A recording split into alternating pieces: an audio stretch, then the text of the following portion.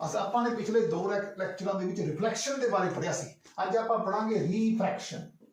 रीफ्रैक्शन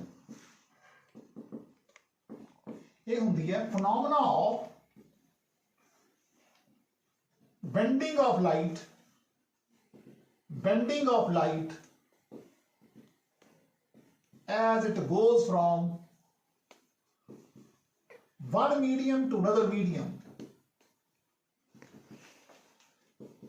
to other medium।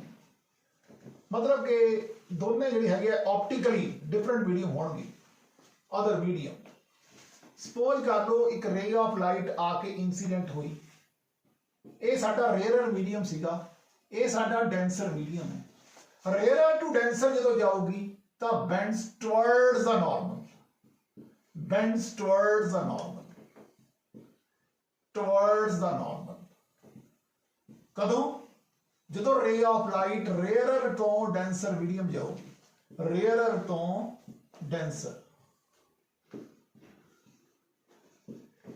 Denser medium बनी जाऊगी।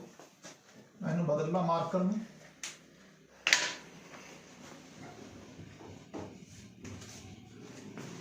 हुण अगर साडी रे ऑफ लाइट इंसीडेंट हुई और साडा मीडियम सीगा ये डेंसर ते जाना हैगा रेयर च, तो ये साडा नॉर्मल है, तो ये bend away from the normal होएगी, तो आ एंगल आर बन जाएगा। तो बेंड्स अवे जो डेंसर तो रेयर बनी जाएगी, तो bends away from the normal. ये गल याद रखनी है।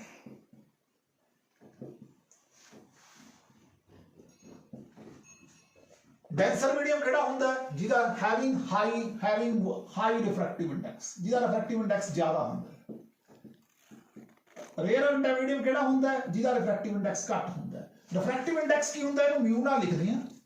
रिफ्रैक्टिव इंडेक्स की हुंदा है, म्यू ना लिखते हैं। म्यू जो होंगे है C/B के बराबर होंगे, mean velocity of light in vacuum to that of medium. ये होंगे velocity of light in vacuum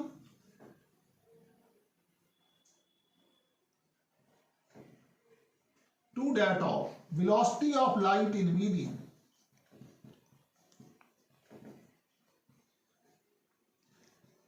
in medium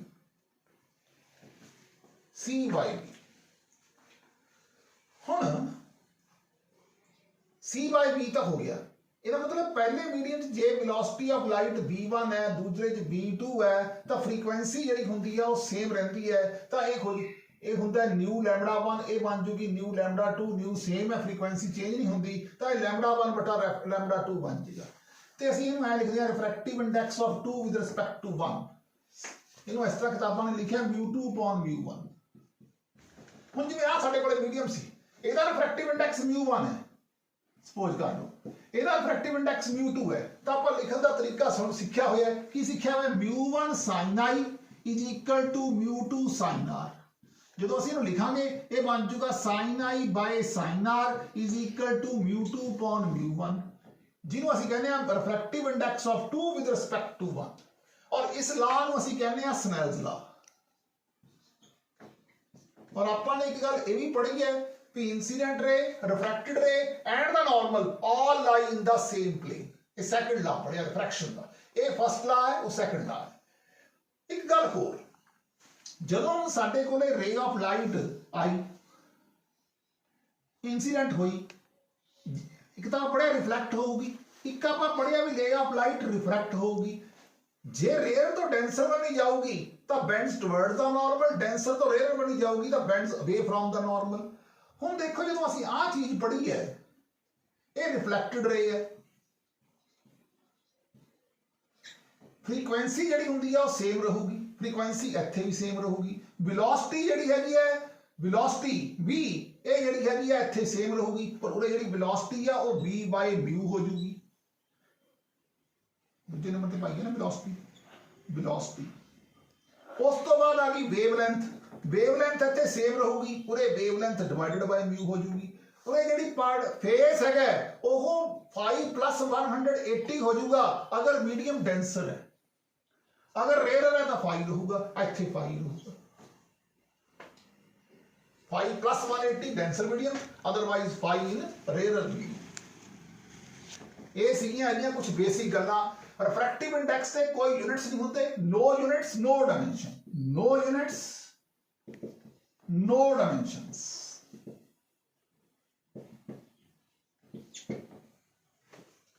हुण अपने कोले इस अगला कंसेप्ट आउंदा रियल डेप्थ ते apparent depth. Real depth and apparent depth. Heading है real depth and apparent depth.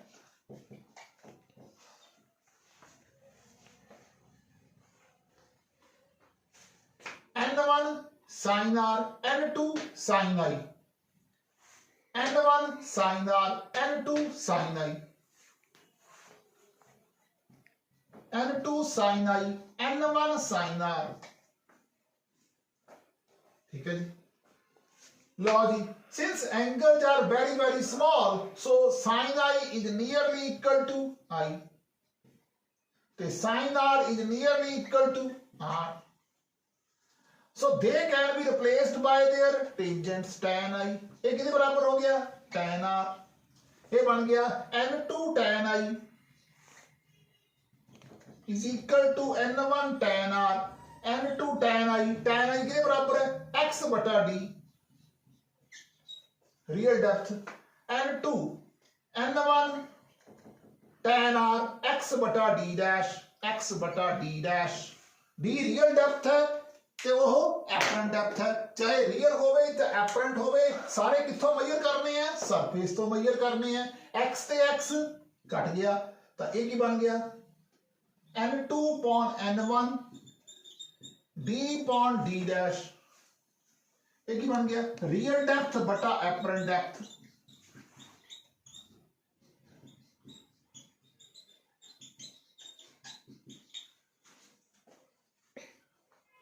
एक है refractive index of 2 with respect to 1 and 2 upon n1. ये हो गया रियल डेप्थ, ये हो गया एपरेंट डेप्थ.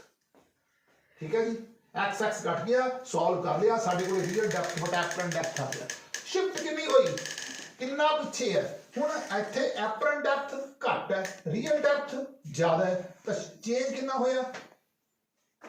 रियल डेप्थ चों एपरेंट डेप्थ माइनस कर दो तो शिफ्ट आ जाएगी. शिफ्ट तो रियल डेप्थ तो डी है, एपरेंट कितनी आ गई? D by mu. D by mu तो ये कितना आ गई? D of 1 minus 1 by mu. ये आ गई शिफ्ट.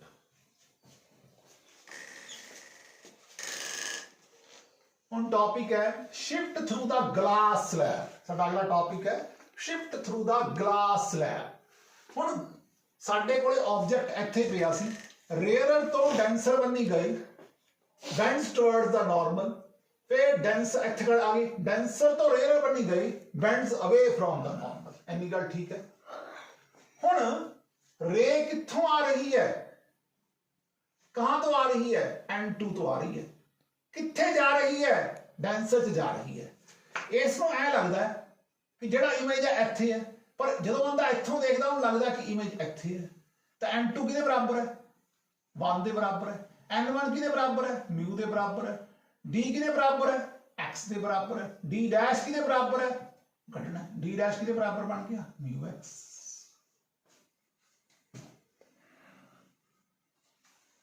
ठीक है जी. इत्थे आ जाओ. n2 किहदे बराबर है? म्यू दे बराबर है. d डैश किहदे बराबर है? t आ म्यू x है. तो आ सारा साडे कोले इत्थे तक ये म्यू x आ गया. म्यू x आ गया. ठीक है. ये बन गया म्यू n1 1 है, t plus mu x d dash t plus mu x बटा म्यू. ओ ए किहदे बराबर है? x plus t. ये जो माइनस कर दो कितना? t प्लस म्यू x बटा म्यू. हुण म्यू म्यू कट जाएगा ते कल्ला x रह जाऊगा, माइनस दा x प्लस दा x कट्टिया जाऊगा. ये शिफ्ट बन जूगी. शिफ्ट बन गई t of t by mu. तो s किहदे बराबर हो गया? t of 1 minus 1 by mu. Shift positive होएगी in the direction of the incident light, और नेगेटिव होएगी in the direction opposite to the direction of the incident light. Positive in direction of incident light,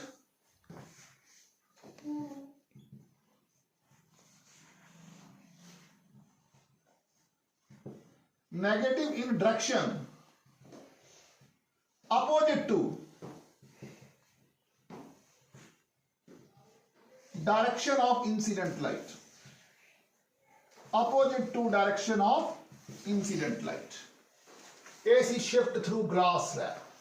फिर साडा अज दा अगला topic है, एक तक पूरा हो गया, ठीक।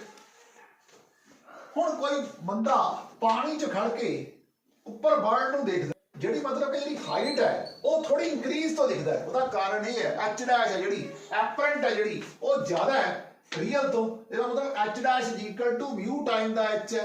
म्यू की है refractive index of the denser medium with respect to the rare medium, ठीक है जी। ये भी कॉन्सेप्ट है ਜਿਹੜਾ बिल्कुल ਇਹਦੇ ਉੱਤੇ बेस्ड ਸੀਗਾ। एक कंसेप्ट आप होर देखते हैं, वेरी वेरी इंपॉर्टेंट कॉन्सेप्ट, कि एक पंछी आसमान च उड़ रहा है, थले तला है, तला च मच्छी है, मच्छी जिहड़ी हैगी है वो बर्ड नूं देखदी है, ਜਦੋਂ ਡੈਂਸਰ ਮੀਡੀਅਮ ਤੋਂ ਰੇਅਰ ਮੀਡੀਅਮ ਨੂੰ ਦੇਖਦੀ ਹੈ ਤਾਂ ਵੈਲੋਸਿਟੀ ਆਫ ਬਰਡ ਦੇ ਵਿੱਚ v1 ਬਾਈ μ ਐਡ ਕਰ ਦੇਣਾ, ਕਿਉਂਕਿ ਦੋਨੇ ਮਿਲ ਕੇ ਰਸਤਾ ਪੂਰਾ ਕਰ ਰਹੇ ਹੈ। v2 plus v1 ਬਾਈ μ, v1 ਬਟਾ μ plus v2। पर जो बर्ड मच्छी को देखता उत्तों रेयर तो डेंसर बनी आ रहा है, तो म्यू टाइम द v2 जिवें इत्थे सीगा mu time the v2 plus velocity of bird as seen by the fish. Fish ने देखना है, किहनूं देखना है, बर्ड ने देखना। पहला की सीगा, बर्ड ने देखा सी फिश नूं, velocity of fish as absorbed by the bird. पहला बर्ड ने देखा सी, किस च देखा सी, रेयर मीडियम तो डेंसर च देखा सीगा, डिवाइड होया सी। हुण डेंसर तो रेयर च देखना है, तो म्यू v2 प्लस v1, ये वेलोसिटी हो जाएगी म्यू v2 प्लस v1। इस तरह ही हुण साडे कोले बहुत सारे मीडियम ने, आ किन्ने मीडियम ने, ਇਹ 'ਚ ਅਸੀਂ ਤਿੰਨ ਤਰ੍ਹਾਂ ਦੇ ਲਿਕੁਇਡ ਪਾਤੇ, ਇੱਕ ਦਾ ਰਿਫਰੈਕਟਿਵ ਇੰਡੈਕਸ μ2 ਸੀ, ਇੱਕ ਦਾ μ1 ਸੀ, ਇੱਕ ਦਾ μ3 ਸੀ, ਤੇ ਇਹਦੀ ਡੈਪਥ d1 d2 d3। ਤਾਂ ਆਪਾਂ ਨੇ ਐਪਰੈਂਟ ਡੈਪਥ ਕੱਢਣੀ ਹੈ, ਐਪਰੈਂਟ ਡੈਪਥ ਕੱਢੋ, फाइंड एपरेंट डेप्थ। तो एपरेंट डेप्थ कढ़न का तरीका है d dash is equal to d1 by μ1 d2 by μ2 d3 by μ3, सीधा फार्मूला। हुण अगर दो बसा लिक्विड नूं मिक्स कर दिए, एक दा अद्धा पानी दे विच μ1 रिफ्रैक्टिव इंडेक्स है, अद्धा μ2 है, दोनों दी d सेम है, अद्धे इस नाल भरे अद्धा, दोनों नूं इकट्ठा कर लिया, मिक्स कर लिया, तो find the equivalent refractive index. ये होगा d by μ1 d by μ2 is equal to 2d by μ, दोनों को इकट्ठा करके एक बना लिया। टोटल तो d सी, टोटल तो d ते d 2d सीगा, 2d दोनों को इकट्ठा किया, μ बन गया। तो आप की d by μ1 d by μ2 is equal to 2d by μ, तो μ कितना आ गया 2μ1 μ2 divided by μ1 plus μ2।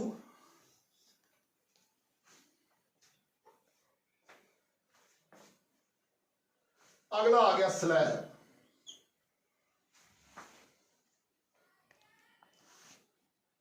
Lateral displacement हुई है d a b। हुण a b d आ है, d बटा a b is equal to sine of i minus r। आह perpendicular है, आ बटा बेस है, ये साइन थीटा के बराबर है, sine of i minus r। Cos theta किसके बराबर है, t thickness of the slab ये t है, t बटा ए बी, आ थिकनेस t है, बटा ए बी आह किसके बराबर है, r के बराबर है, कॉस r के बराबर है। आ तेरी थां दे उत्ते ए बी की वैल्यू पुट कर दो, ए बी कितना बन गया t बटा कॉस r।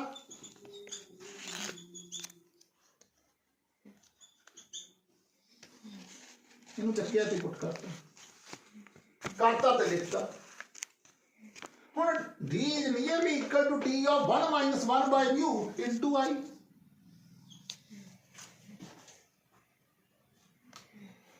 ठीक है ना, d nearly equal to t of 1 minus 1 by mu into I। ਹੁਣ ਜਦੋਂ velocity of the fish as seen by bird ਹੋਏਗੀ ਤਾਂ ਡਿਵਾਈਡ ਹੋ ਕੇ ਨਿਕਲੂਗੀ v1 ਬਟਾ mu plus v2। velocity of the bird as seen by fish ਹੋਊਗੀ ਤਾਂ mu v2 plus v1 ਹੋ ਕੇ ਨਿਕਲੂਗੀ। ਇਹ concept number 1 ਹੈ ਜਿਹੜਾ ਬਹੁਤ ਇੰਪੋਰਟੈਂਟ ਹੈ। ਇਹ ਕਨਸੈਪਟ ਨੰਬਰ 2 ਹੈ, ਇਹ ਵੀ ਬੜਾ ਇੰਪੋਰਟੈਂਟ ਕਨਸੈਪਟ ਹੈ। और एक कंसेप्ट नंबर 3 है, ये भी बड़ा इंपॉर्टेंट है, कंपटीशन एग्जाम वास्ते बहुत इंपॉर्टेंट है। आज इक्विवेलेंट रिफ्रैक्टिव इंडेक्स कटना होवे, एक कंसेप्ट नंबर 4 है, ये भी इंपॉर्टेंट है। स्लैब का जो आर्टिकल है ये भी कंपटीशन एग्जाम लिए बड़ा इंपॉर्टेंट है, एक कंसेप्ट नंबर 5 है। तो ये सी साडा lecture number 3 on the topic of refraction.